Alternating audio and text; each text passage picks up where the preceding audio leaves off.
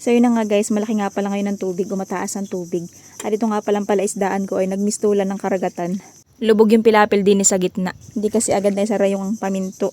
Dalo yan ng tubig dun. Kaya wala masyadong makikitang pilapil dito sa gitna. Pero yung pilapil naman sa tabi, hindi naman siya lubog. Dito lang sa gitna. Kaya hindi pa rin naman makakatakas yung laman yan. Kaya lang yung mga katang aahon yun. Pero hayaan na natin kung saan sila masaya. Ang magiging problema dito kapag ganitong lagi naaabot ito ng tubig o nalulubog siya sa tubig, lalambot yung lupa. Pero hindi naman to laging ganito. Ngayon lang talaga at napabayaan yung paminto, hindi agad na isara. Tsaka maraming tilas yung palaisdaan o yung butas baga. Ganyan nga pala yung tinatawag namin tilas o yung butas baga sa palaisdaan. Nagkakaroon ng ganyan kasi gawa ng katang. So yun, ang daming tilas nitong aking palaisdaan. Ayan o, galing dito yung tubig niyan.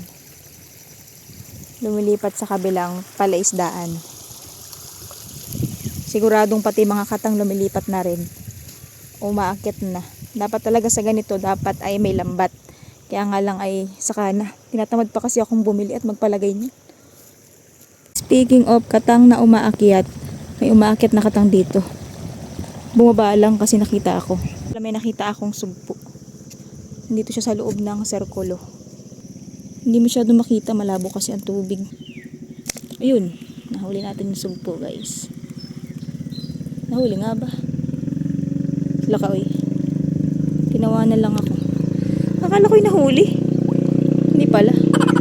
Diba? Uy, sayang naman. Pero okay lang. Sa palisdaan ko naman yan. Kainis ha. Parang pinapahiya ako ngayon ng mga katang at sugpo. Ayaw nila magpahuli sa akin. Pero okay lang yun. Nasa loob naman sila ng palaisdaan. Tingnan lang natin yung mga umaakyat. Yung butas na naman dito.